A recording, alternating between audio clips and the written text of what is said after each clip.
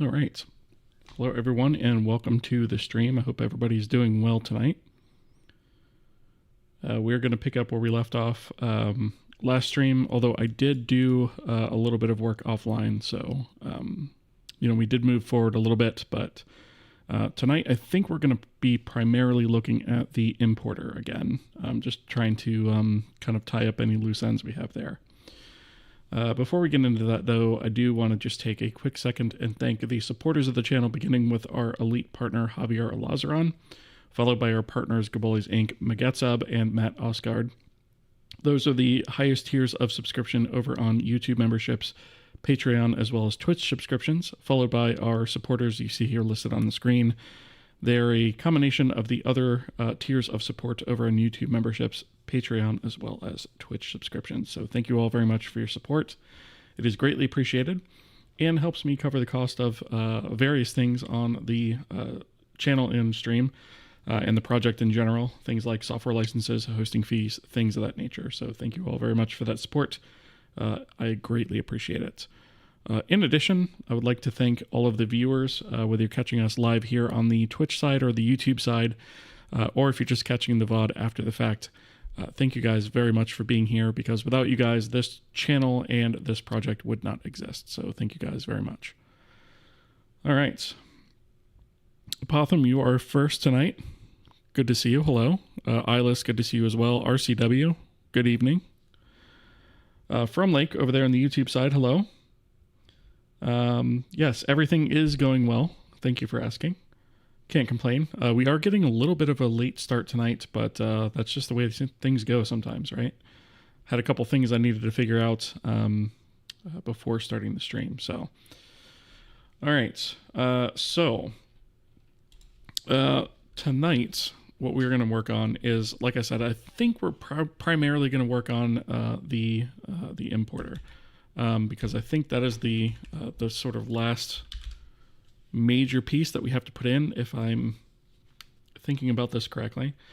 We do have some of our sort of old logic in here that we're going to need to strip out.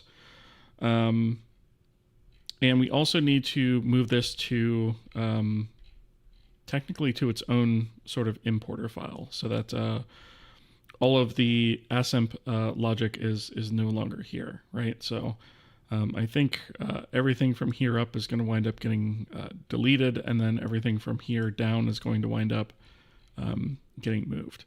So we do need to take a look at that tonight. One thing that I have gone ahead and done is, and I think we briefly touched on this in the last stream, is we do have the serializer set up. So this file, I believe, is correct now.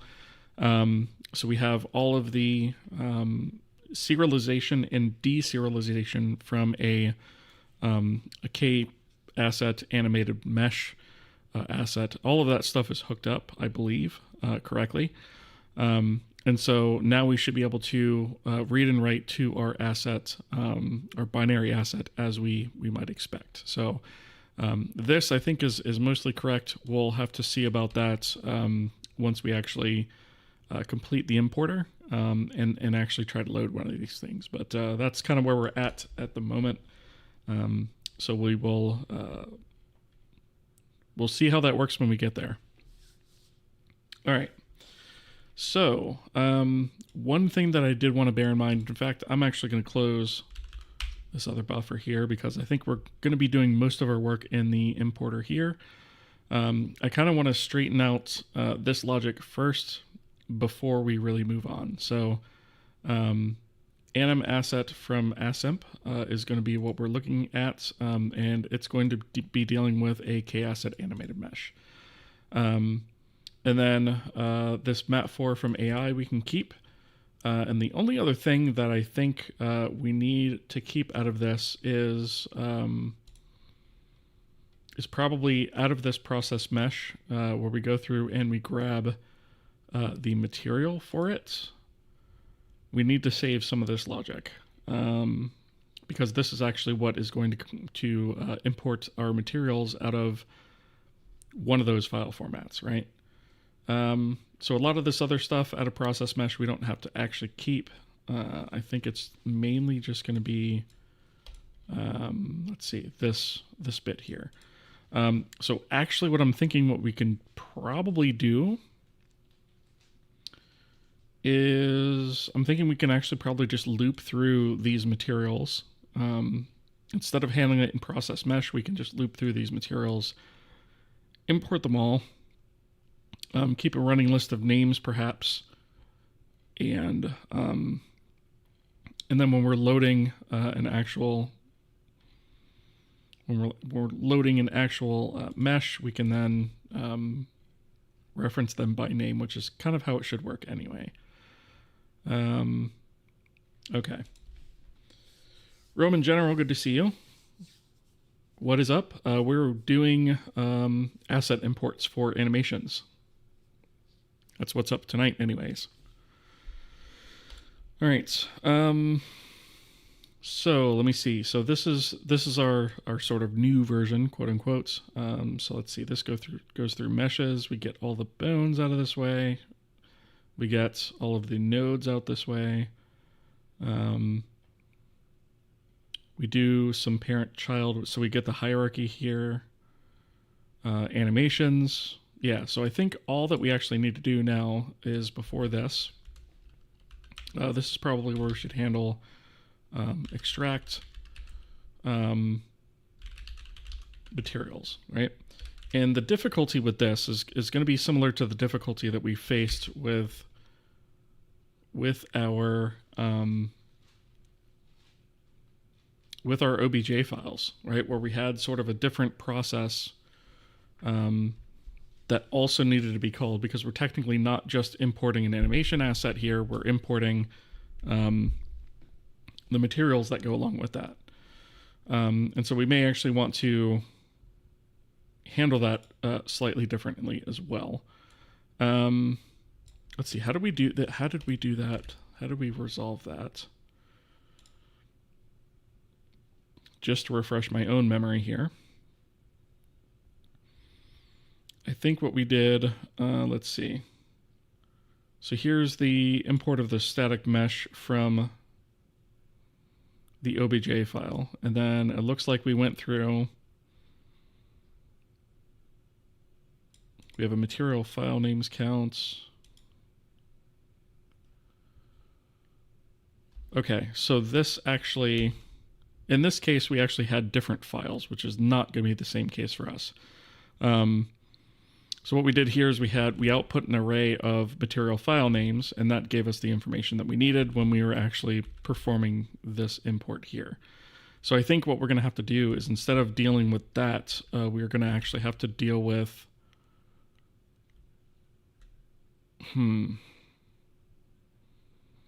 I suppose what we could do, if we think about this, we got that list of things and then we loop through them one by one. So we technically won't need the source material file path, right? All we'll actually need is a sort of target path where that's going to wind up, the material target directory, which I think was passed in as an argument here. Yep, it is. And then we import all of the materials that way. So I guess if we make our animation import,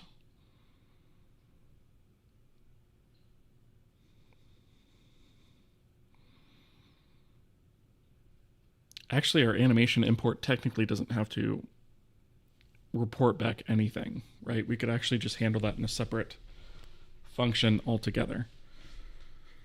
Okay.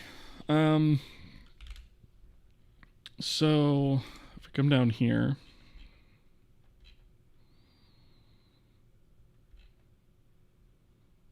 so when we do animation asset from asimp, we probably also need to have a function in here, B8.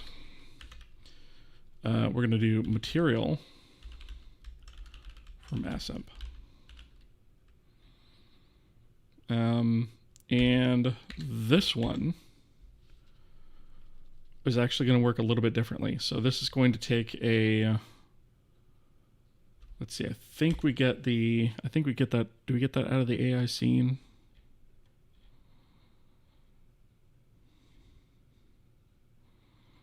Scene materials, yeah. So this array right here is what we actually are going to want. And I guess we could just take the scene, right? That's probably going to be the easiest way to handle it, the AI scene.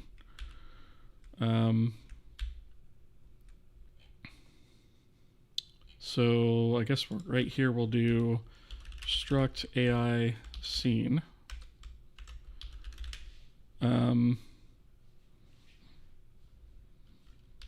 Let's call it,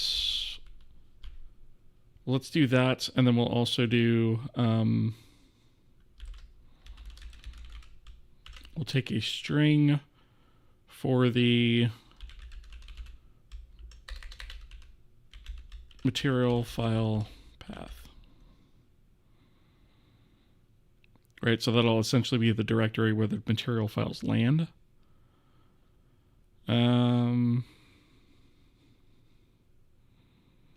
And I guess that's good enough, right? So what we'll do is we'll actually say materials from assemp. And this is going to import all materials from an assemp scene. We might wind up actually generalizing this a little bit more later, but we'll kind of see where we'll wind up landing on that. Nivimi, good to see you. Hello, welcome.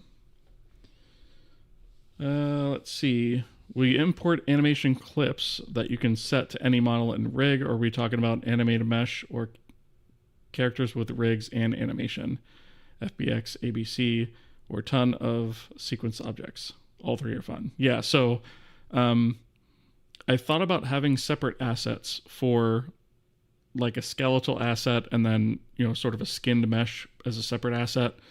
But the more I got thinking about it, I don't think I'm going to need that. So for now, we're combining the two into something that we're calling an animated mesh. So the animated mesh is going to contain the actual skin, the bone hierarchy, as well as the animations themselves.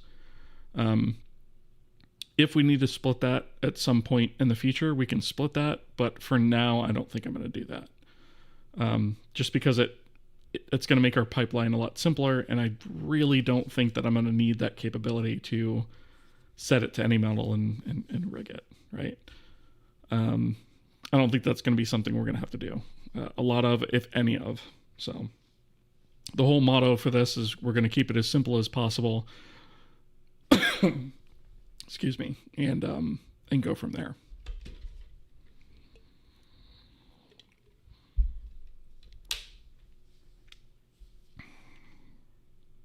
I like that your function sounds like I'm bumping into an old friend named Matt4 for AI. Right? Yeah. This is just a quick function to convert from, you know, sort of assemp's matrix 4x4, which is row major, to our column major matrix in the data format that we expect. So that's all that's doing. So I guess really what we'd want here, I could probably actually come up here. I think I can grab a lot of this.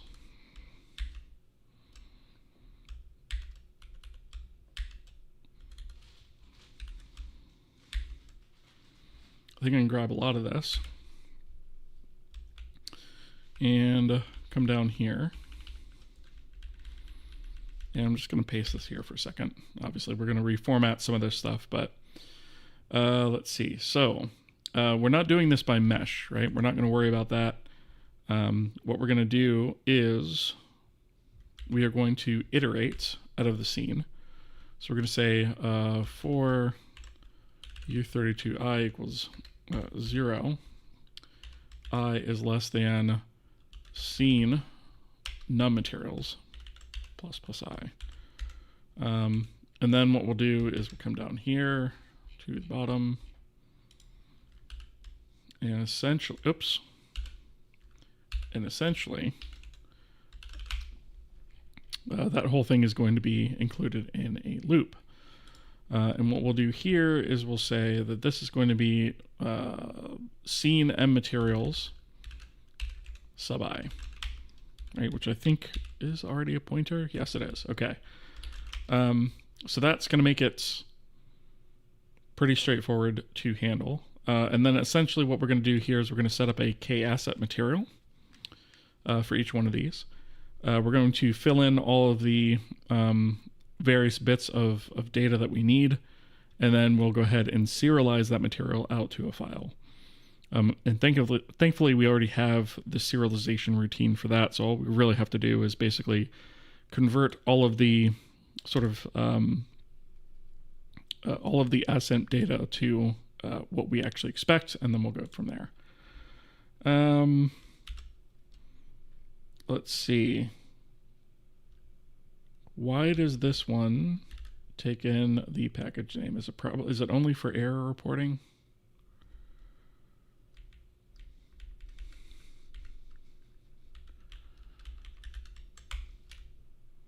Inputs. No, it's not. Okay.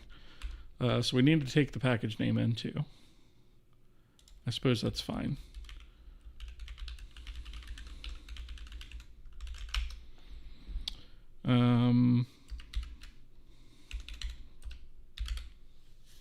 All right. So that fixes most of that. So for each of the materials we go through, we grab a reference to the material sub I out of the scene. We go ahead and we create a new material asset, right? So this is what's going to get serialized to file. We determine the shading model based off of the shading mode passed in from this guy.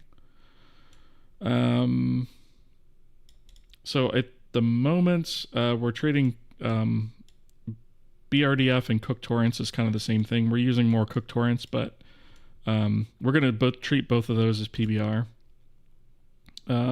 Fong and Blinn we're going to treat as just Fong because we don't really separate between the two right now. And then no shading is going to be unlit. And then anything else is basically going to fall back to PBR. That's kind of the way that's going to work. So here, if we have PBR, we extract the maps that we would expect, right? So your base color, your normals, metalness, roughness, ambient occlusion, metallic roughness map, if it's there, in emissive to the materials maps respectively. If it's unlit, all we worry about is the base color. We try to default, or we try to fall back rather to a default of the diffuse. And then also we grab the diffuse color as well. And then Fong, of course, we just grab a few basic maps. So base color / diffuse, whichever one is available, and then normals and specular. We extract a few various properties out of that. We may need to actually get some more properties out of this as well. But for right now, I'm just going to extract the maps. And then, let's see. This is for the Fong material. So this has got to be for the switch. Okay, so once we're down here, that is essentially going to be the material sort of asset created, right? So we're going to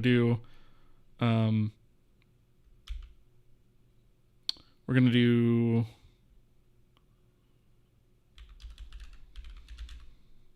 K asset material serialize. We're going to pass it the address of new material, right? And that is going to give us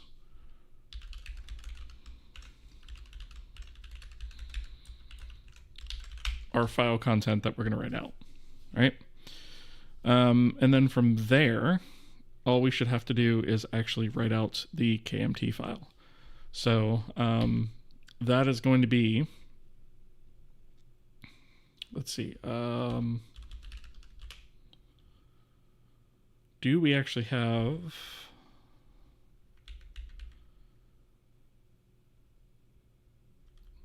I don't think I think I removed writing it out through the asset system. I think all we need to do is output to the text file, which I think I'm already doing here. Read entire text file. Let's see, this is importing.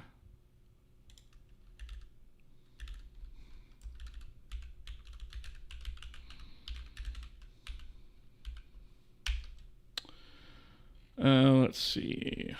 So this is going to be, I'm just using this as sort of a template because it's been a bit since I actually did this. This is what we want right here.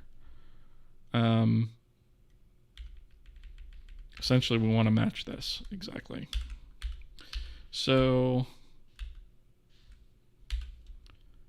we'll do this. I guess we'll call that, it serialized text, right? I guess that makes sense. So we're going to go ahead and serialize that, write out a KMT file. So output directory, we don't have yet. Didn't I include that? Oh, I guess it's going to be, should probably be output directory for that one. Okay. So the way that this works is it takes the output directory, puts it here, then takes the material name, puts it here, and then takes the KMT extension and puts it here, formats that, does the thing. We don't, however, we weren't freeing the string. So that's an issue. Make sure we take care of that. Also,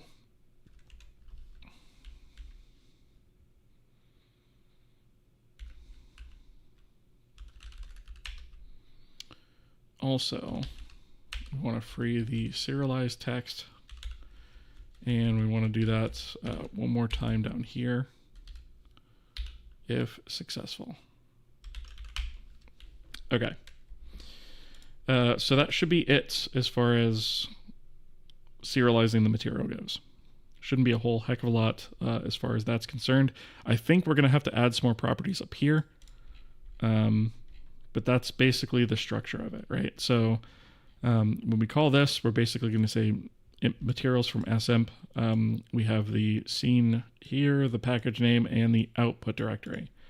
So we'll have to figure out the output directory, but that's not a huge deal either.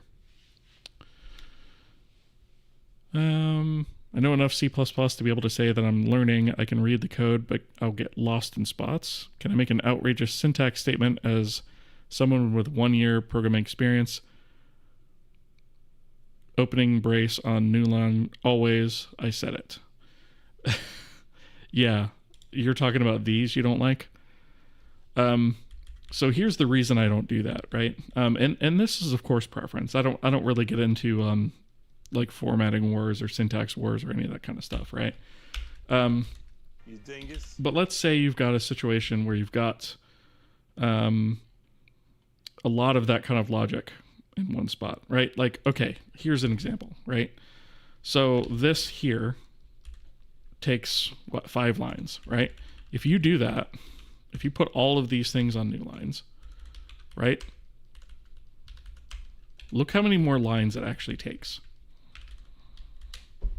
right? Of vertical space. It's just completely unnecessary. Because that just means that you have to scroll more. You're not going to have as much code on the screen at once. So that's my reason for not doing it. I've written code this way for 20 years plus more, probably. But yeah. Let's see. Prefer the opening brace on the same line, but my preferred format is the same as whoever is writing my checks. Apotham also brings up a good point. Yeah. So like at work, I use whatever formatting rules they have, right? Like when I'm at work, I don't give a crap how they want it formatted, right? I might make suggestions here and there if I see something that's really egregious. But usually it's got to be something pretty crazy, right? Like I don't like stuff that can actually lead to errors. Like when people do stuff like this, where they don't include braces at all, and they just do that. Not a fan of that, because that can actually lead to errors if your format is wrong, or you're not absolutely careful with what you're doing, right? That can actually lead to a lot of problems. So, in those cases, if I see something that's like that, I will point that out. But usually I don't care enough to. But this is my own project, so I roll with my own preferences, you know? Thank you for the follow, Zabuza. Appreciate that. Let me see. Rico, good to see you over there on the YouTube side. How you doing? I'm doing pretty well. It has been a while since I've seen you, but hope you're doing well. How do you stay motivated on your programming project? It's a problem I struggle with and would love to hear how others handle this problem. That's fair. So there's a couple things for me. I'm stubborn, right? But that's not something you can just like have, right? I don't give up on things very easily. But also for me, there's a couple of other things afoot here, right? I've got a long-term goal of releasing a game. So that's a primary motivation.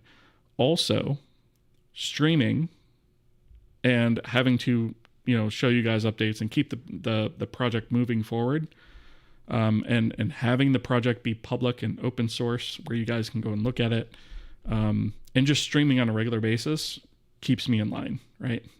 It gives me gives me discipline and motivation to keep continuing. It gives me accountability, right? So that's a big part of it too. But also I love doing this stuff too. So it's fun for me. Trust me, like, for some of the people that I talk to on a regular basis and DMs and whatnot, I do struggle with it every once in a while. I'm just like, oh, man, I really want to do something different, right? But it's learning how to overcome that sort of shiny object syndrome that you get. And part of that's experience, right? And just learning how to do that. But yeah, like doing things to keep yourself accountable, being public about what you're doing, constantly providing updates, being accountable in those ways can help you stick with it. Also, there's an important thing called the sunk cost fallacy, which is basically, I've been at this for over 4 years now. So at this point, it makes no sense for me to change to something else because I've already invested so much time in this. That also keeps me going forward. So, all of those things combined, I guess. Hope that helps. Let's see. By the way, what's your current plan for a game? You started with a race game, quickly changed to something else. Where are we at now? What's the goal? Yeah, so the racing game is tabled. I wouldn't call it canceled, but it's tabled. That may wind up living on as a mini game of this game. But, I did a little bit of industry research, and the type of game that I was going to make, which was sort of a racing/vehicular combat game, just wasn't, there's no demand for it in the market right now. So, yeah, there's that. I'm gelling. Thank you so much for the Prime sub. I really appreciate that. Thank you very much. I appreciate that support. Let's see. So the game that we're making now and that we're actually going to release is a 3D isometric-ish action RPG. Right? We're gonna make that from the ground up. Think. Something like Diablo or maybe the older Final Fantasy games, but with an action RPG element, or Path of Exile, something like that, although not online, right? So it's going to be mostly an isometric view, but there are going to be certain times where there's like curated camera perspectives and stuff like that as well. So that's kind of the goal here. Poop, good to see you as well. Am I winning? I don't know about that, but I'm feeling pretty good, so can't argue with that. For what it's worth, really impressive to see those different material types. It's cool. Soon I'll throw my mind to trash.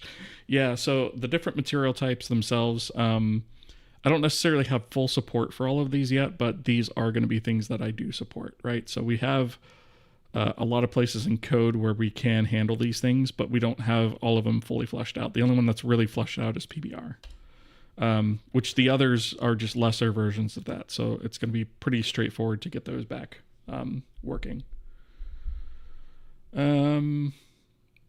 Let's see. Singy, good to see you as well. Hello. Didn't watch for weeks, and you're already refactoring the animation system. Well, refactoring, I wouldn't call it refactoring because it's a brand new system, right? So yeah, I wouldn't call it a refactor. Hello, pizza rolls. Random. A lot of spacing makes it even more unreadable for me. Yeah, that's the way I am. Prefer the concise braces, same reason as I like two-space indentation.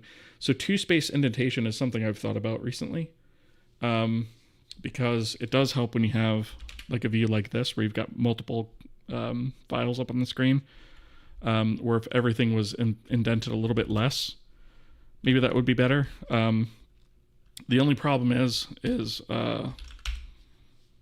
I've got a 70,000 line code base that's coded this way. So I don't know that I'm going to switch it at this point, but I have considered that. Who, ma'am? How's it going? Hope you're doing well. Can you tell me what you use for sound in the engine? Yes. So we have a, similar to how our renderer works, we have a front end and a back end. So the front end is what the rest of the engine interfaces with. It's completely agnostic of the sound engine, if you will. And then we have the back end, which is sort of a plugin, and that is using OpenAL at the moment, with Fmod and some others planned for the future. Let's see. I love not putting braces for single line if statements. Yeah, I'm not a fan of that. That can lead to bugs. When we add a dinosaur to the game, we're going to add a dingosaur, which we actually added to our design document a few weeks ago. How do you / how would you handle communication between gameplay code and rendering code with pipeline multi-threaded rendering? Like when I'm load of mesh assets architecturally, how are you communicating? Okay. So right now we do part of that multi-threaded. So the whole bit of loading the asset off of disk and getting all of that into memory, that part is multi-threaded. But actually uploading it to the GPU right now is not. That's for the future. We're going to be multi-threading the renderer at some point, but it's one of those things where like I don't want to really introduce that complexity unless I have to, you know. So we're writing stuff as we need it. Let me see. RCW, thank you for the 5 gift subs. Thank you very much for that. I really appreciate that. Thank you. You guys kicked off a hype train too, which is kind of awesome. Yeah, thank you so much for that support. I really appreciate it. Let me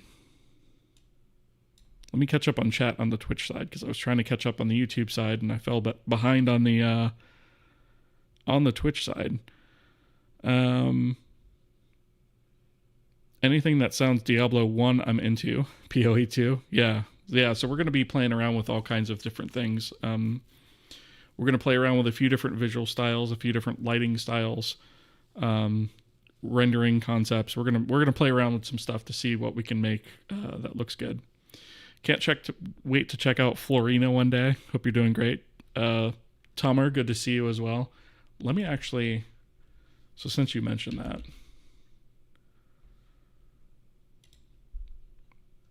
let me actually pull up the map.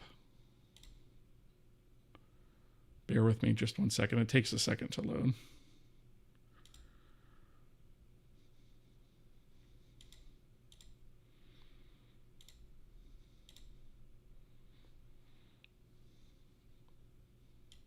loading. All right. Well, while that's going, I'll finish reading chat. Let's see. Sorry if you get this a lot, but why C? A lot of people compile as C++.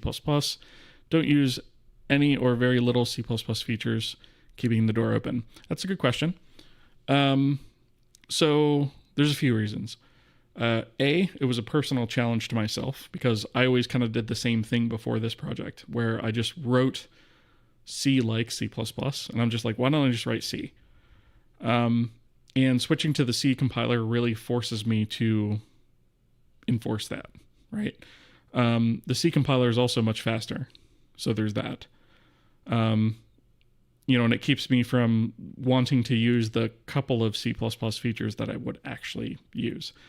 So part of that was a challenge, right? Because there's also tons of stuff out there on, how to write an engine in C++. As far as I'm aware, there is not another series out there on writing an engine from scratch in C. So that's a little bit of a unique thing as well. So yeah, I hope that makes sense. Not sure if I remember the name correctly. Okay, yes, you do remember the name correctly. So this is the world map of the world that we're creating. And so, yes, Florina is down here, where we'll probably have many puns about Florina Man and stuff like that. But yes, you do remember that correctly. So I know you guys haven't seen this in a while, but this is sort of the under construction, like what the basic world that we're building is going to look like in terms of at least the first few continents that are going to be available within that world.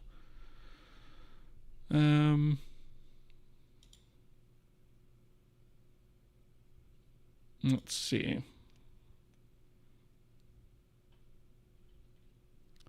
Hype Train is level 2. Yes, it is actually. Yep. Let's go Hype Train. That's awesome. It's been a while since I've had one of those. So thank you again for that. Soulfoam, good to see you as well. C++ compiler forces certain rules with common C idioms, which are really annoying, one being casting malloc, for example. Yeah, so it doesn't just allow you to cast, or I should say implicitly cast, void pointer to other things, which C just kind of allows you to do. Not that you should be calling malloc more than once, but the point stands. Yeah, so, but even so, where we have our own allocator, do we actually have... Well, we have this macro which calls kallocate, right? But this ultimately maps to a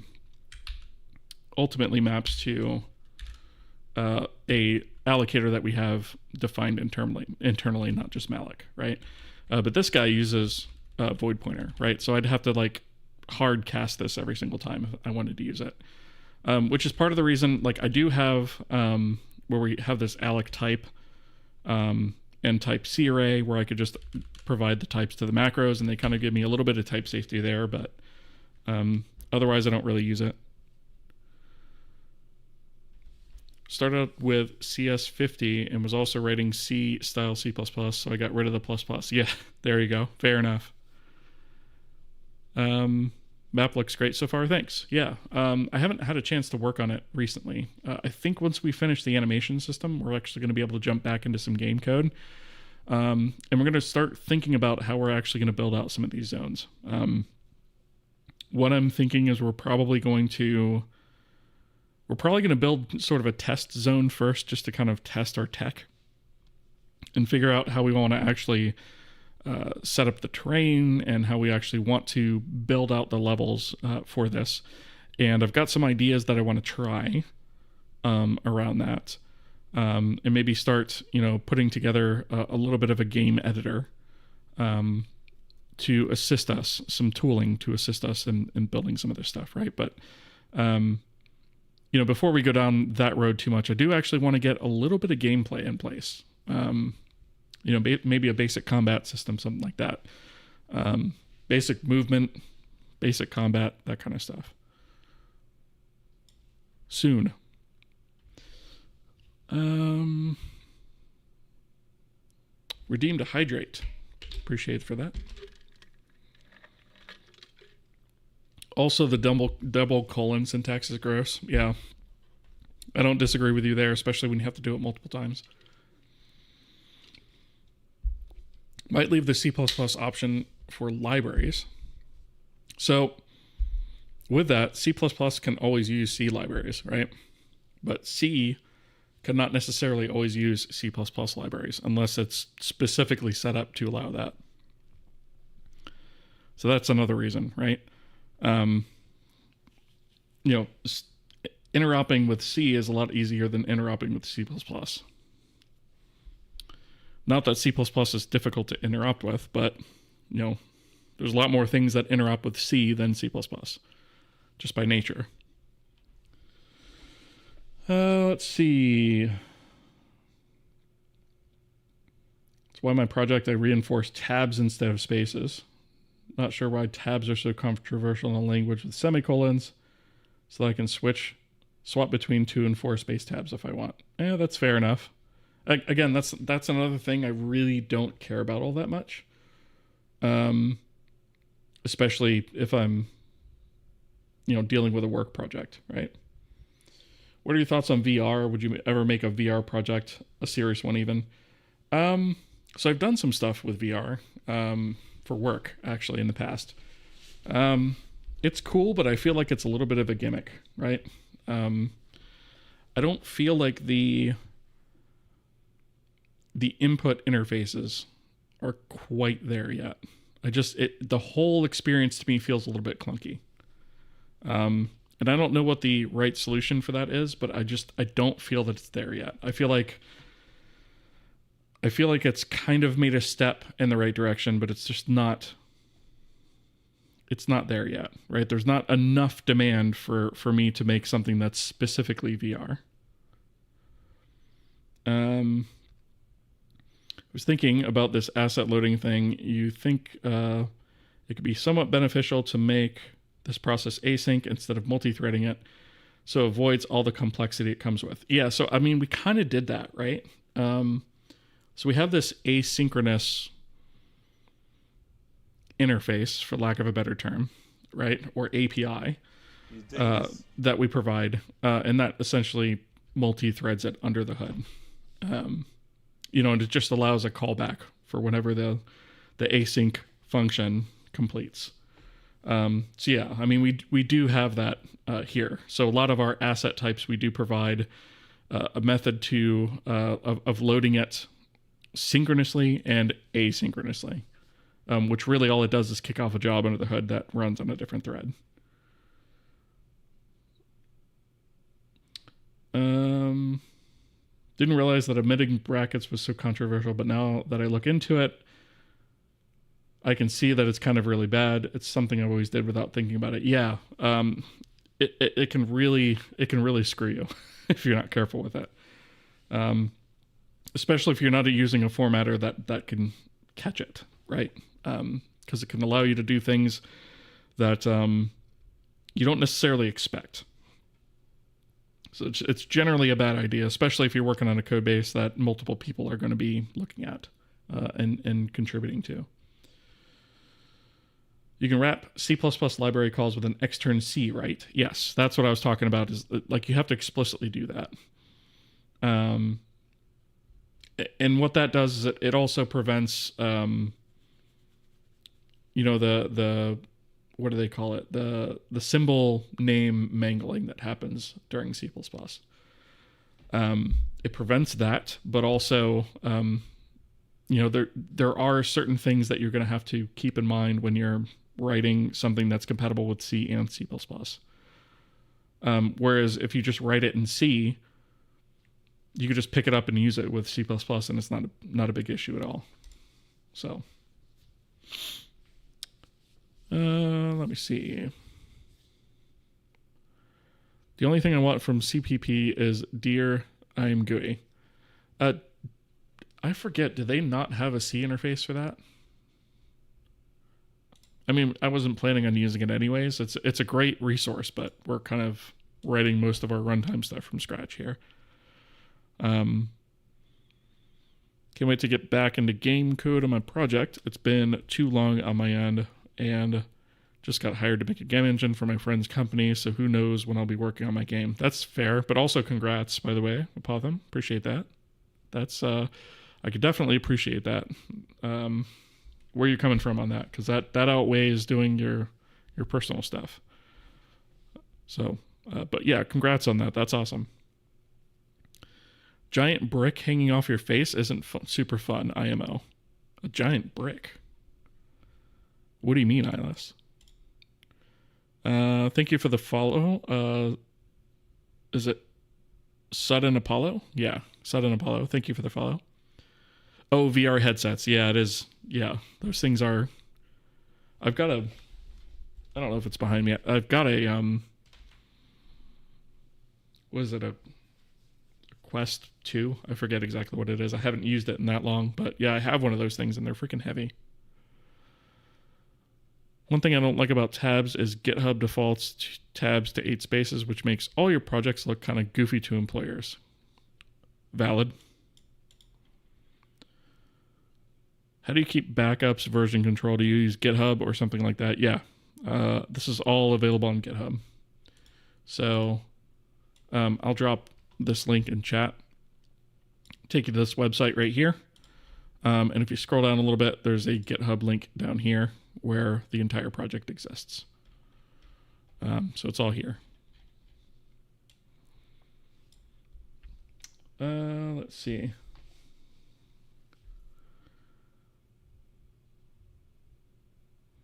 It's a little bit more work, but it's not hard to have a Dear I'm GUI on a C project. I didn't think it would be that terrible, but I just haven't looked into it, frankly. Writing C has taught me so much that I never thought about when writing or when using C# or Java. Yeah, it will. Absolutely. Yep. And I feel like having a solid understanding of C helps you understand C++ better as well. That's why I always suggest when folks are wanting to learn C++, I usually say take a minute and learn C first and then jump to C++ because it'll make it it'll make a lot more sense going that way than the other way. Funny how one of the only C++ things that really improves code readability is overloading operators for math types. Yeah, that would be like one of the few features I use out of it, for sure. That and const expression for compile time string hashing, but I can live without that. I say higher, but the phone call was more my friend saying, hey, guess who is going to make a game engine? That's right, you are. Fair enough. I'm GUI, but there should be another C alternative to that, I guess. Yeah, I don't know. I haven't looked, to be completely honest.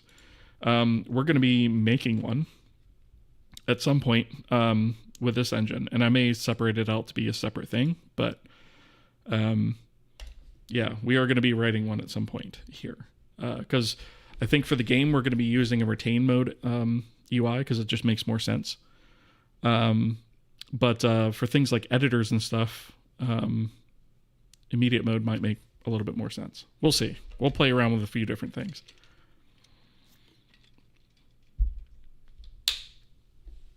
They want it done in Odin, so I'm back to using that after my 3-week C sabbatical. I mean, that's cool, I guess. Like, I do want to experiment with Odin. I just haven't landed on it yet, I guess. Okay. Let me think. I need to get some of this stuff out of here. So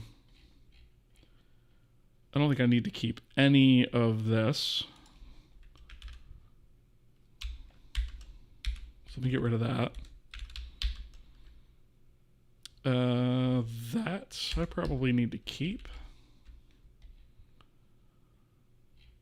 Yeah, that should be fine. Okay, and process node can go. Load asset model. Did we?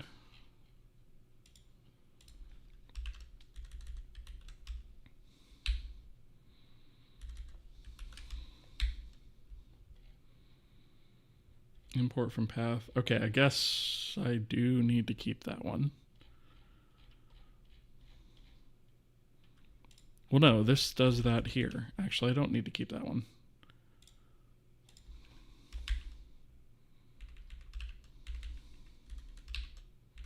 Yeah, I can get rid of this. We don't need this. All right. So all that old logic is gone. What is this bleating about? Does not have a return value. What does this expect? Okay, so materials from asmp. Okay, so it's just going to return true if we're successful. Otherwise false. Which I don't know that we care about that all that much, because if it fails on import, we just basically throw a warning in the console, but there's not really a whole lot to do about it. I'm sure we might actually wind up having error conditions in here. For now, we don't, so I'm going to skip that for now. I just kind of want to get all of this hooked up.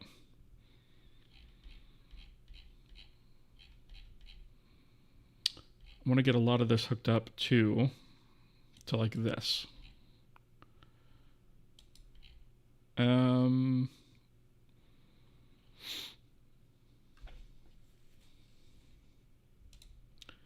So I guess this is kind of the logic that we're going to be following. So I guess let me grab this. And we'll come down here to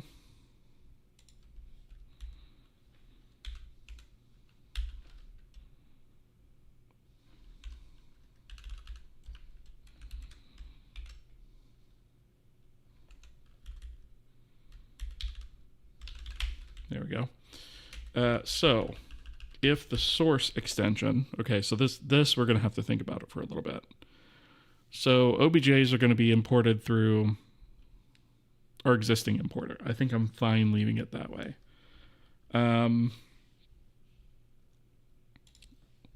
Let's see. I guess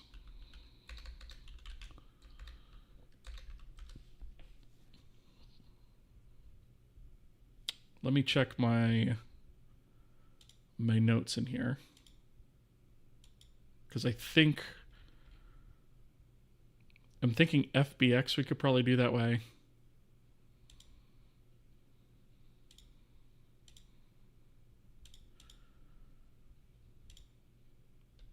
Do we want to bother with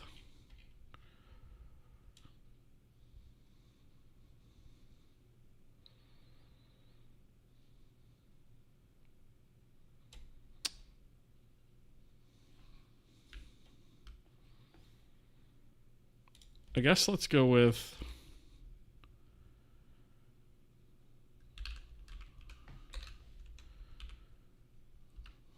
we'll go with a couple of different things here. We'll go string equal I,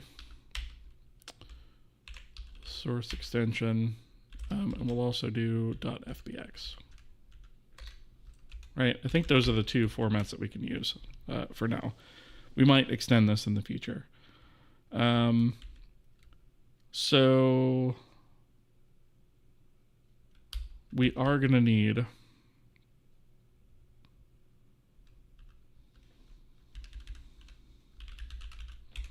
material target path object, or we're going to need the material target path option to be passed in. I feel like that should probably be required.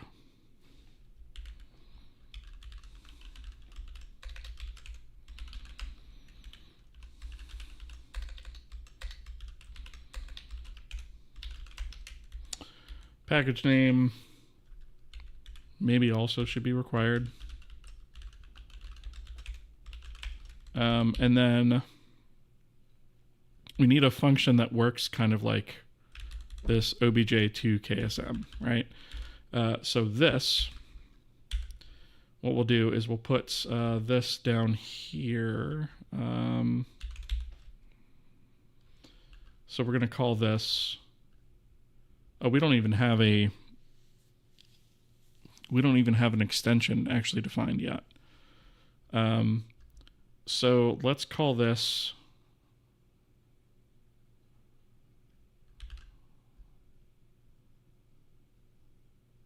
DAE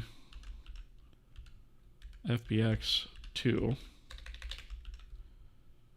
And then what do we want to call this? So we have Kohi static mesh is KSM. So KAM, Kohi animated mesh. Source path, target path, material target directory, package name. I think that makes sense. Let's see.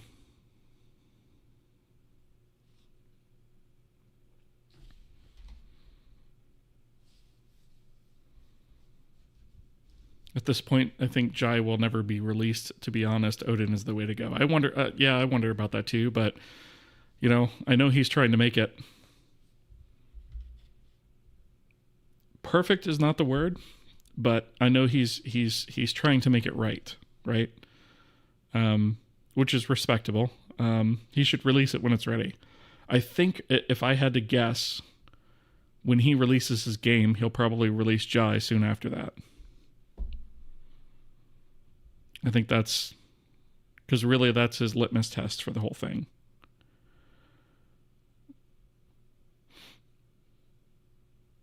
Does your language come packaged with graphics renderings?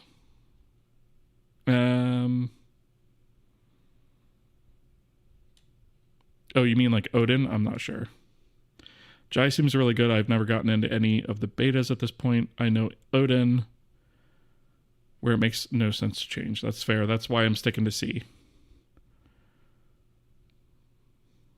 Graphics libraries are prepackaged in Jai. Yeah, that is pretty awesome. This engine being all C makes it stand out, especially if he keeps the editor agnostic. Lots of lib possibilities, not tied to one GUI. Yeah, that's the whole idea, right? And I should preface it with, when we make our first editor, it probably is going to be game specific, right? But we're going to take the generic parts out of that and make a generic editor out of it. So that's kind of the idea and how that's going to develop. I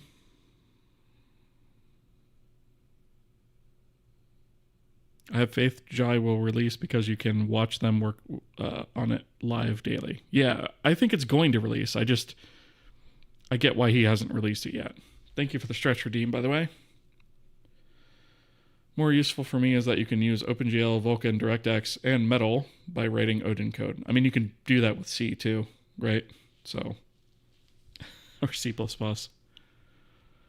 C will always be my beloved, but for modern programming, Odin is my favorite. Yeah, I'd like to give Odin a spin, but again, it just doesn't make sense for me to try and convert that at this point. It also needs to mature. I agree with Project Z. Yeah, for sure. Let's see. Does this engine have coroutine functionality? No. I do have a job system though. So I've got a job system that spins up a number of threads that uses what's the word I'm looking for? It uses semaphores to determine when work is complete and when the thread should wake up and sort of do its thing. And so you can kick off a job that provides callbacks as to whether it passes or fails. And you provide those callbacks to the job system, and then it makes those callbacks accordingly. And it kicks off that process on one of the job threads. And you can also set up the various job threads. You can configure them for the type of job that they handle as well. So you can actually set up some affinity that way. And then you can also set priority on it as well. So while we don't have coroutines, we do have a job system that can provide like functionality. It's not exactly the same thing, but will there be loot behind waterfalls? You betcha. Absolutely. Metaprogramming stuff you can do in Jai is absolutely insane. I've heard about that. Yeah, I haven't looked at it in detail, but yeah, I have heard about that. There are games being released that were made in Jai. Yes, the biggest example I can think of right now is Fat Goblins.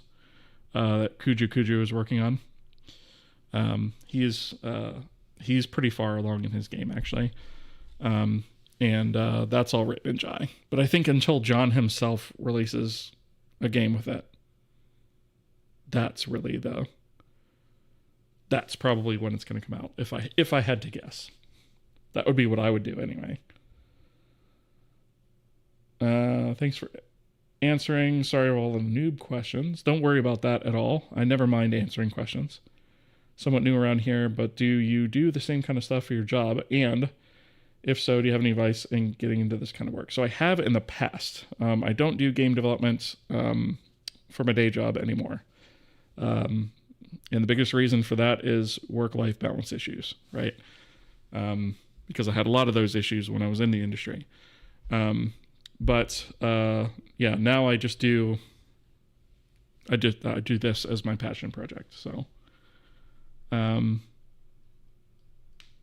only ever find web dev work, no formal training in C or low level stuff. I'm the same way, right? Like I don't have any formal training in any of this stuff.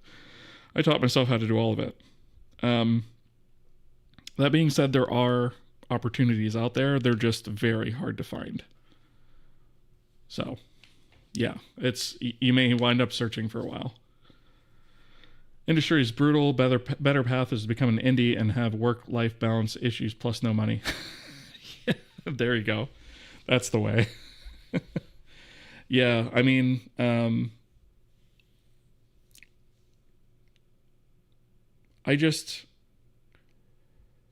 thing I didn't like about it was like working 70, 80 hours a week, but getting paid for 40 hours a week, right? That's the part that, like, obviously I do the extra work here off of, my regular full-time job, and that's separate from that, right? But it's kind of my passion. I'm doing it for me. It's different when I'm doing this extra work for me versus somebody else where it's not really giving, I'm not really gaining anything from that, right? And I did it for a long while for the passion, right? But after a while, that sort of loses its luster a little bit. At least it did for me. It's not to say that I would never do it again. I've had things come up on occasion that I just wasn't able to make work, but it doesn't mean I'm not open to it in the future. We have loading screens with really tiny letters saying hit space to continue, which you don't see, so you stayed in the loading screen for way too long. It feels like classic gaming. No, I'm going to avoid that kind of stuff. I'm actually going to do what I can to make this game as accessible as possible as well. So I'm going to have accessibility features in it. Things like, rendering for color blindness and being able to, adjust the font size reasonably. Things like that. Let's see. Little I did of Odin made me fall in love, just waiting and hoping GB gets the funding he needs to hire a proper crew. Yeah, that's always the trick, right? Multi-threading is outside my range of knowledge. Learn it then. It's a different mindset, right? But it's not that difficult to wrap your head around. You just got to do it.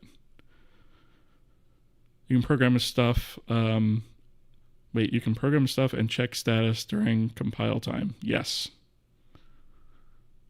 The bindings for the libraries you happen to use are written by the language developer.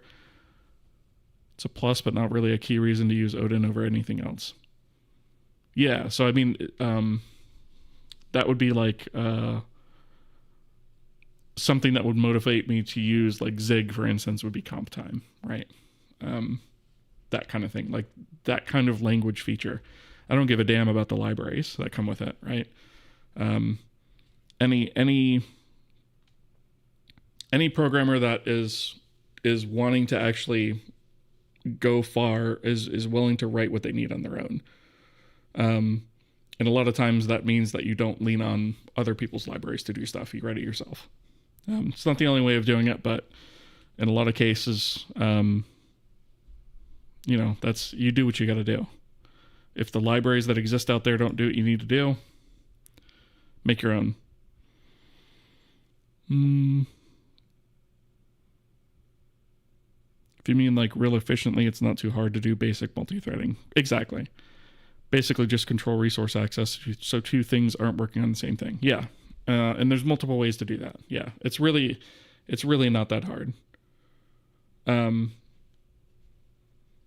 The rule that I always have for multi-threaded stuff is I always treat it kind of like functional programming a little bit when I multi-thread code. So functional programming is the whole thing of you've got a function, you feed it data, and you get returned a separate set of data, and there are no side effects, right? And if you're going to write multi-threaded code, that's generally something that you're going to want to follow. You want to try to avoid side effects, any sort of global state, or any of that kind of stuff. You want to feed it data, do a transformation of some kind, or whatever it is, and then punt it back out. And that's generally, if you follow that, you probably won't have too many issues.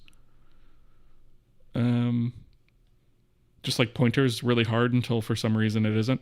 So pointers, again, like the concept of a pointer isn't hard. All a pointer is an address in memory. That's literally all it is. It's a number. It's a number on a single-sided street that runs from A to B. Yeah. That's literally all it is. It's just saying I'm pointing to something at this address.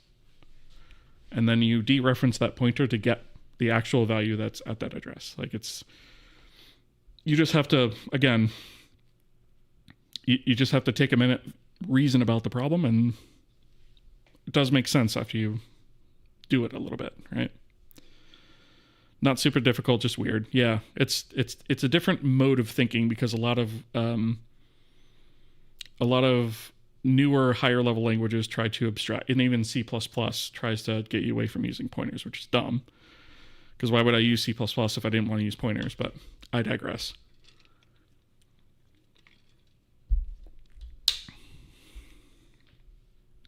And likely don't want to access outside values from inside a function if multiple calls might be operating on it. Yes, exactly. So, yeah, you just have to, again, you don't want side effects, right? So you don't want to be accessing global state. You don't want to write to any sort of global state. You want that function to have all the data that it needs and not be reliant on anything outside of that to do what it needs to do. And, it can just sit there and churn, and nothing from the outside can affect it in any way, shape, or form. So you don't want to read or write to any sort of global state in your multi-threaded code. As long as you do that, you won't have any issues. I think it's the way that people teach it, or the nomenclature that had me caught up for so long. That's probably true. Yep. It's crazy that all these other software jobs are like 1 PR a week, 5 coffee breaks a day, and lunch with coworkers, and game dev is 80 hours nonstop grinding. Yeah. It's a funny story about that.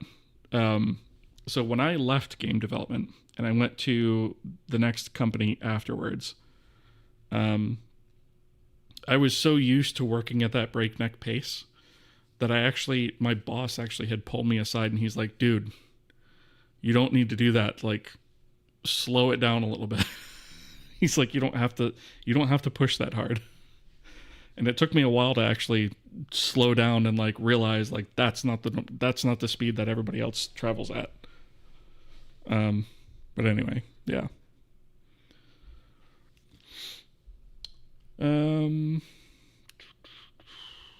Had no choice but to learn multi-threading when I realized expensive operations were blocking the main thread, causing noticeable hitches in the game.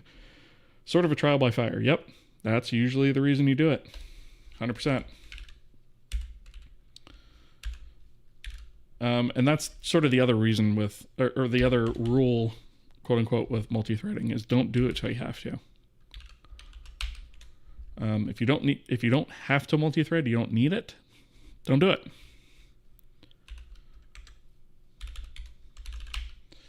All right. So we have a DAE FBX to KAM rather. So we can now call that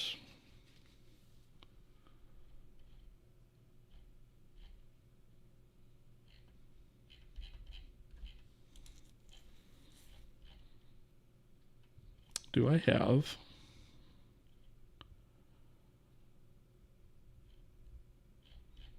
Did I really do this in two different places like that? What a dingus. I need to unify that. All right. I don't have to do that on stream, but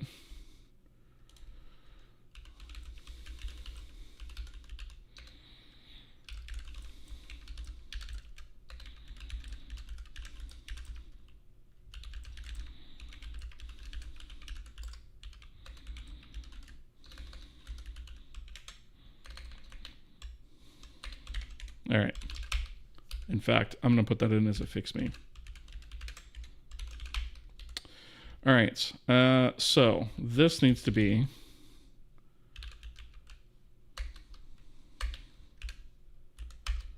oops. There we go. I guess that is that's all we have to do there. Right, so that's at least hooked up. So if the source asset is a DAE or an FBX extension, then we're going to treat it this way. We'll add other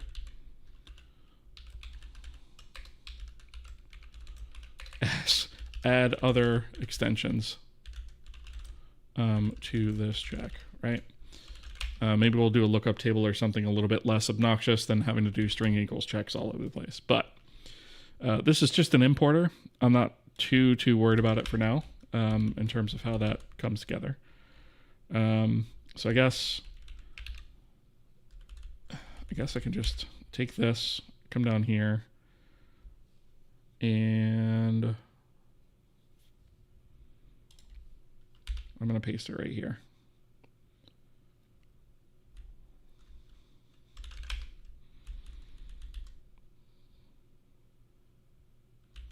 What is this bleating about?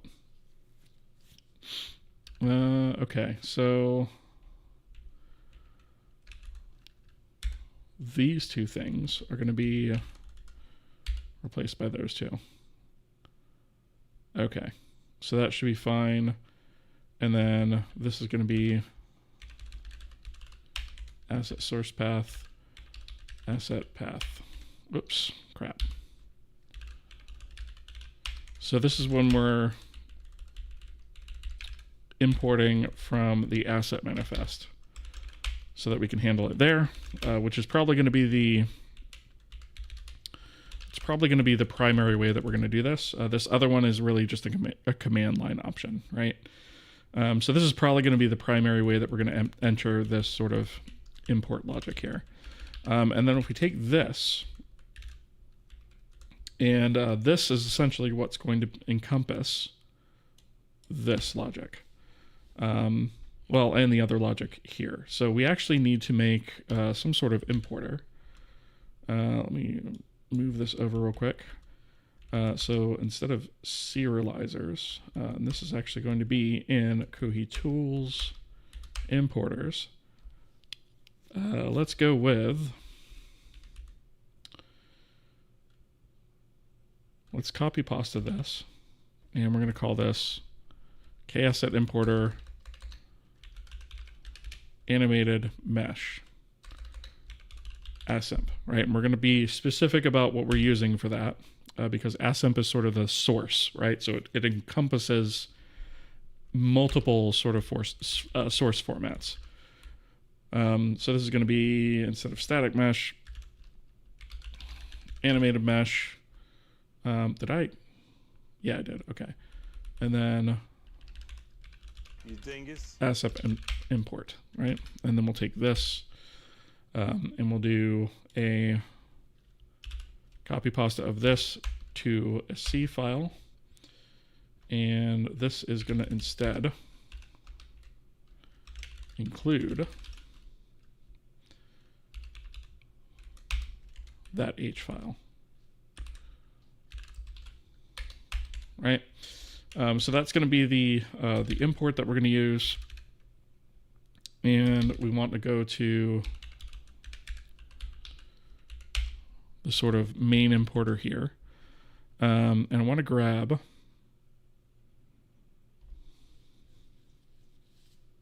this can go away. I'm going to grab all of this.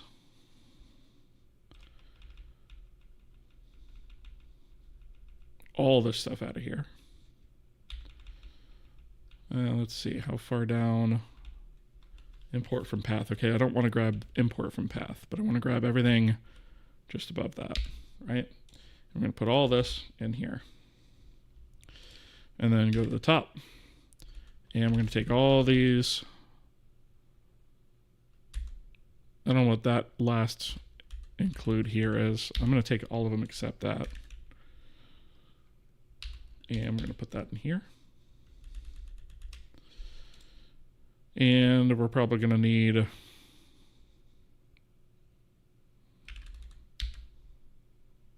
I'm going to have to straighten out some of these includes here in a second. So we're not using assert either.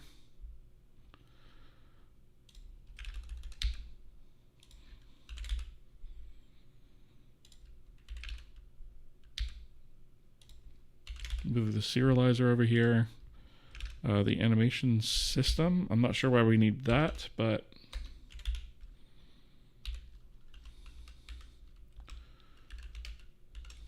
if this is needed, perhaps move types to separate header file. I assume that's needed because of header types. Okay, so I don't actually know what that other include was for, so we're not going to worry about it. What we're going to do here is include importers, animated mesh, assemp, right? And then in here, all we have to do is essentially the same thing as, let's see, essentially the same thing as this, right? So we're going to actually just think about this for a second.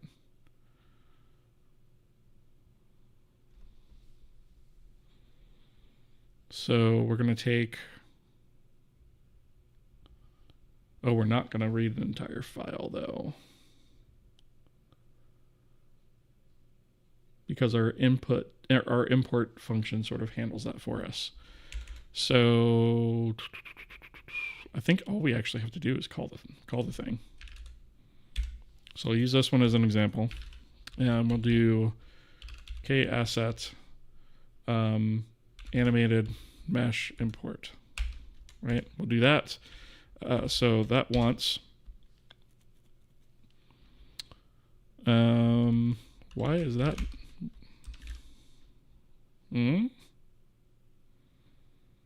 Oh.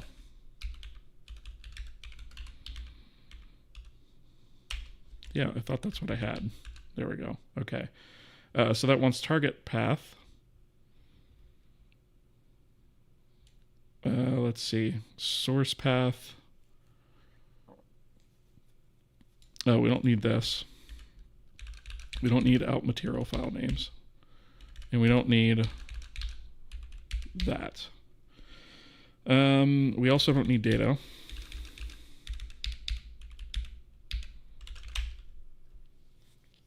We need instead source path is what we need there. Let me head over to the header file.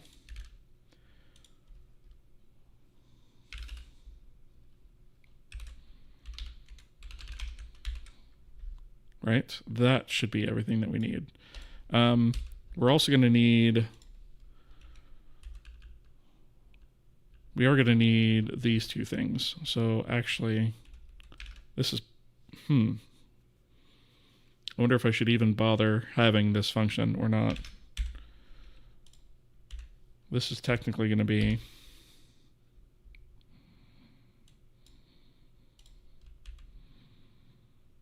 wait a minute, that's not what I want.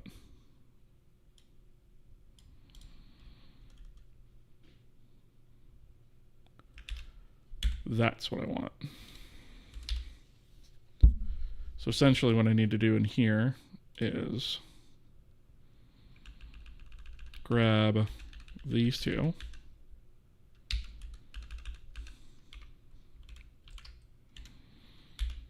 put them there. Grab this, head over back to the header file one more time, place that, and now I should have everything I need.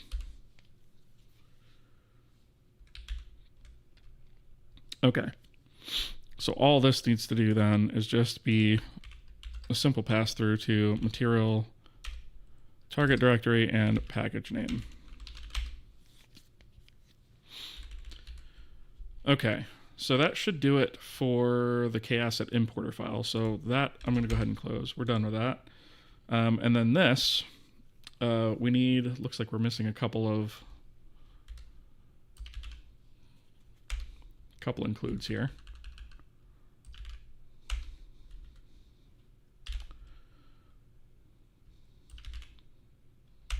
There we go. All right. So all we essentially need to do now is we need to take these static functions that we have and either forward declare them at the top or move this guy to the bottom. I usually like to have my static functions at the bottom of the file.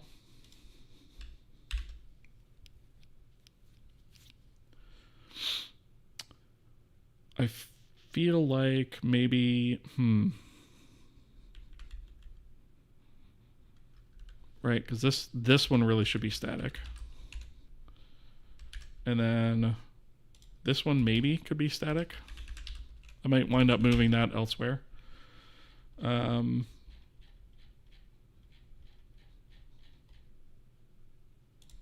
This one should also be static. This is really the only public one. So I think what I'm going to do here, I know this is going to look a little bit weird, but I'm going to paste copy up here. But then what I'm going to do here is just go to the end of this, and I'll do change to matching symbol, bracket. And that will just sort of allow me to forward declare all of these things.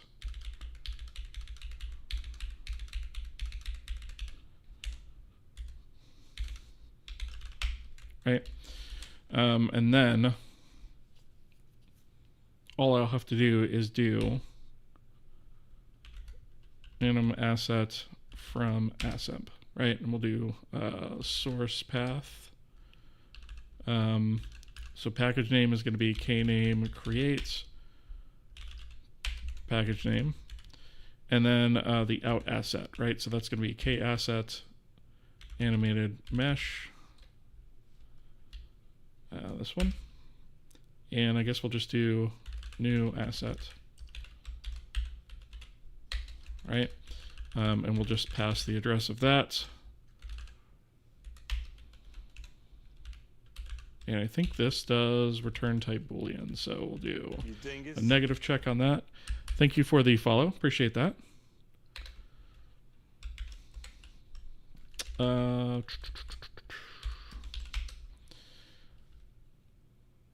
do I feel like I didn't get the brackets right on that one? Because I didn't. There we go. So I guess if that fails, then we'll do error. Keep hitting the wrong dang keys. Failed to import assemp asset, and then we can just do, we'll quote that, and then here we'll just do source path, right? And then return false. Right, so we'll just kick that off that way. And then we're also going to have to call materials from assemp, but this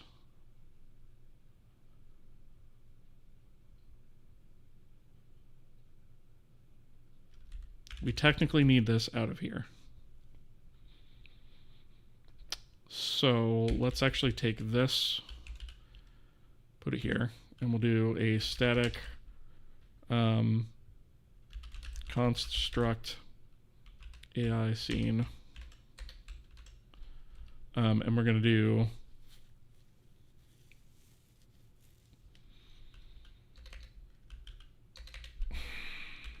assemp open file. And this is just going to take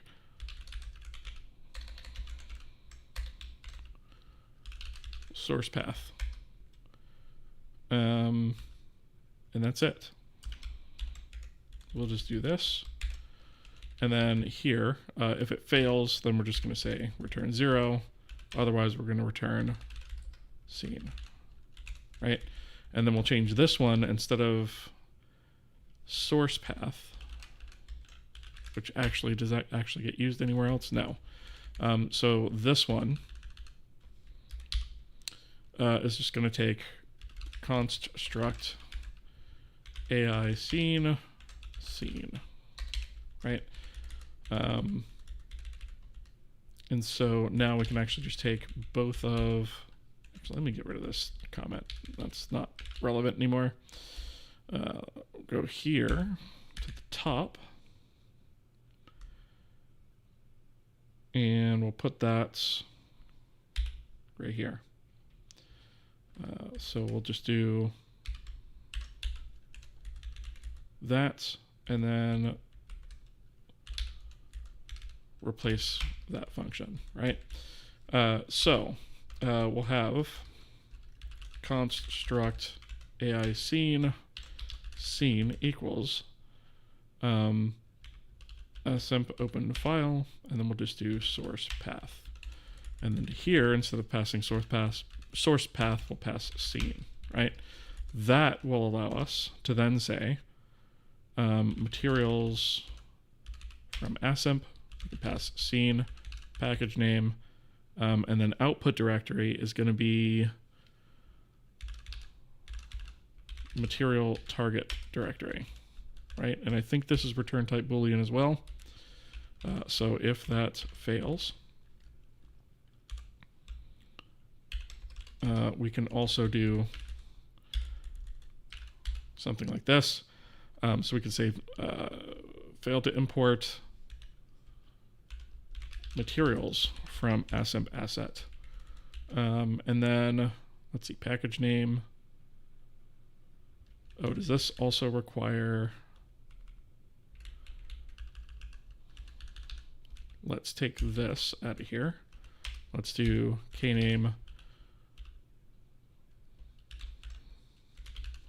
package name is equal to this. And then instead of doing this, we can do pkg there. Oops. And there. All right, why is this bleating? Oh, because that's not const. That's why.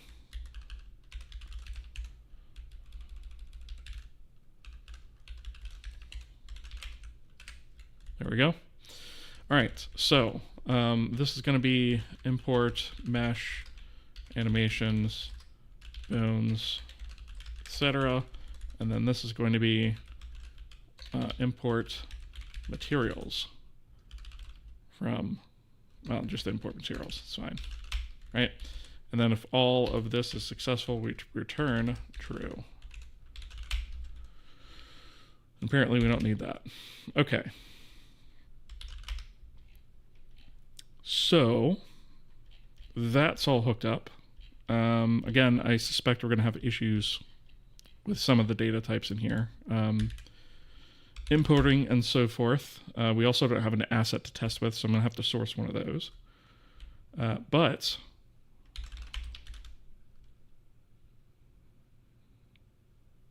let's see, unused variable. Okay, so 195. Let's see. Unused. Oh, right. Okay. This should be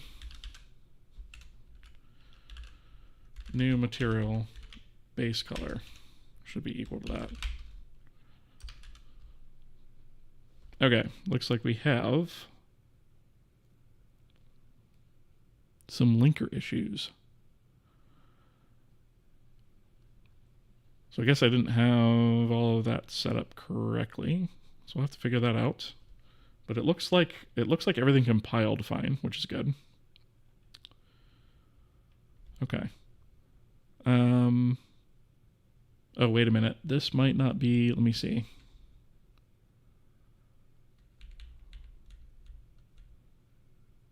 Oh, yeah, okay. Get error string, get AI material color. Dingus. Oh, this is only specific functions, though. That makes me wonder if...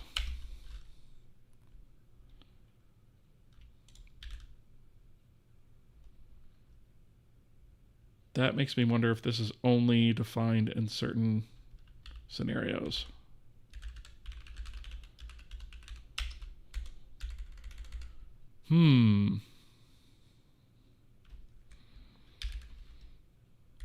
So... Oh, I think I know what it might be.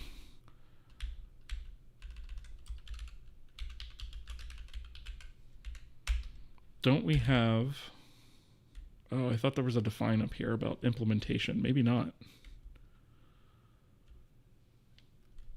Maybe not. Nope, that's the only place that that's actually used. Okay.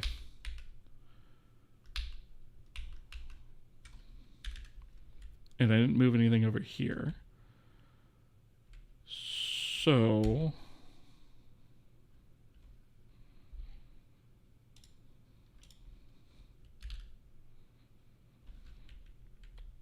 Yeah, I'm guessing it's just a symbol that we're not linking properly for some reason. Let's see. I have messages to pick up on, or catch up on rather. You know, let me do the YouTube side first because there's less over here.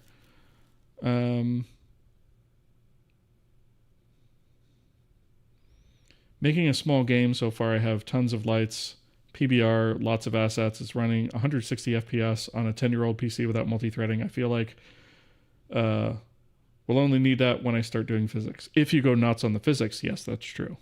Yeah. From Lake, good to see you. Have a good one. Enjoy your sleep. Thank you for joining. Appreciate it.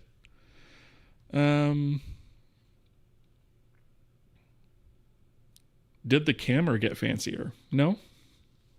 No, I don't think so.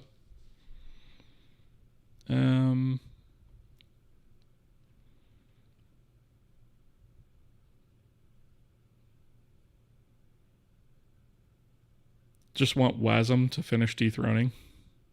Then we can write in whatever we want. That's funny.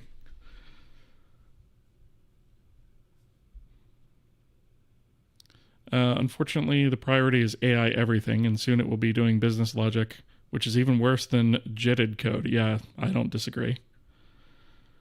Oh, your wife started a programming course? That's awesome. She said it's Python, so you left and told her you just needed some white space. That's a good one. That's a good one, Project Z. I like that one a lot. That's very funny. It's like everyone wants code without having to pay coders. Yeah, and if they think AI is going to do it for them, it's going to be an expensive lesson because then they're going to have to hire coders to come in and fix it. Which, fine, hire me. No, a few companies that use AI to do some business logic didn't go well for them, cost them a lot of money. Hire me to pretty much rewrite all the code the AI did. Yeah, Apothem, exactly. That's exactly my point. Learned C++ for 1 year, then Lua for like 2 months. Tried Python after that. Didn't really like Python. Fair enough. You have the target and the source paths in the wrong order. Do I? Did I do some dingus-oriented programming? I might have. You might very well be correct there. So let me see. This is target and source here. Was it in the...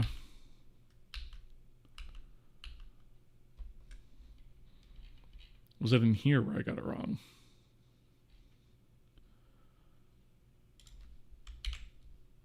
What a dongus. You're right. Yep. You know what though? I feel like that really. I feel like this is the actual right order that it should be, and I feel like this function is just backwards.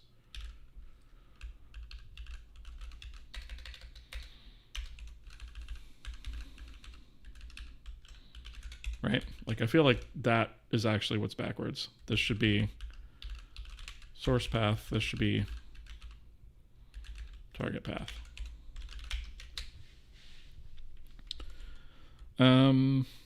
Yeah, thank you for calling that out. That would have definitely screwed me up.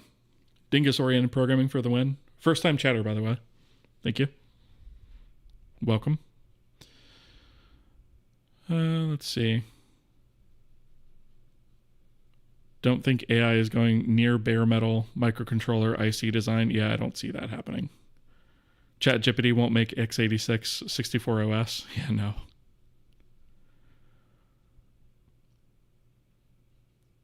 Yeah, I really don't. Project Z says, I don't think we'll have to worry about it if you're 30 plus, we'll be dead when that ruins jobs. It's our kids' problem. You're probably right, to be completely honest. You know, and at the ripe old age of 40, I feel you on that one.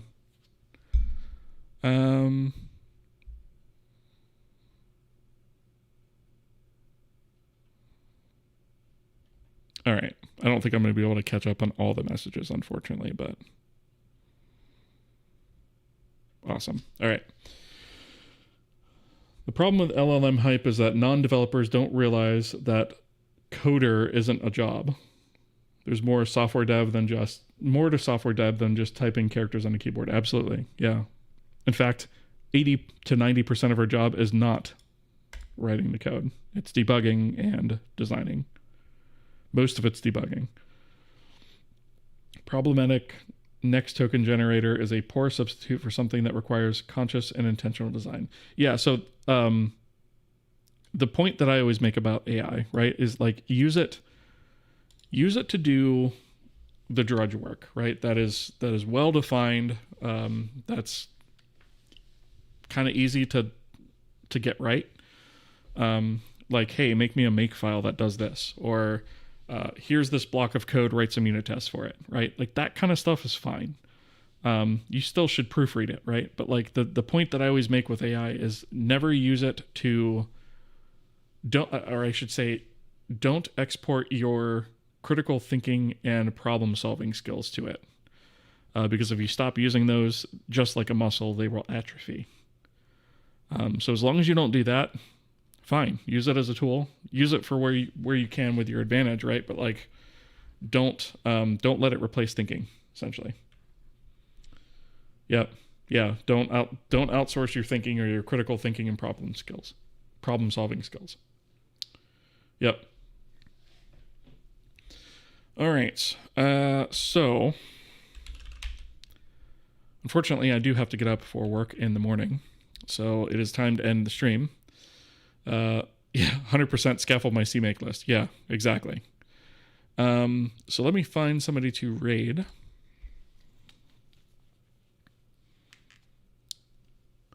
Let's see.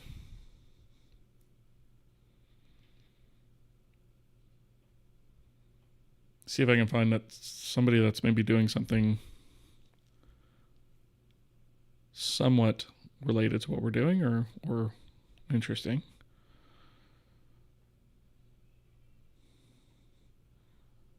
Let's see. Not a whole lot of, actually, I don't know if there's going to be any.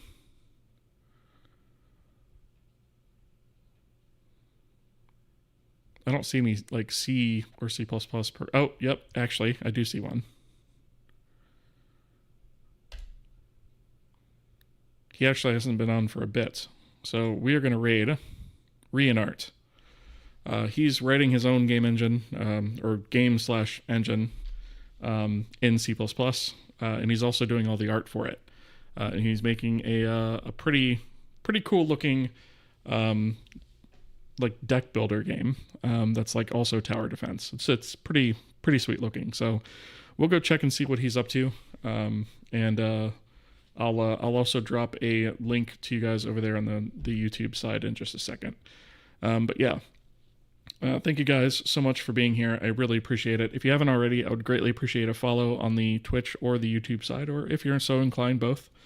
I am trying to grow the channel and hopefully motivate people to get into this level of game development, because we do need competition in this space, and I think that's a valuable thing, because that drives ingenuity and makes people want to make cool stuff.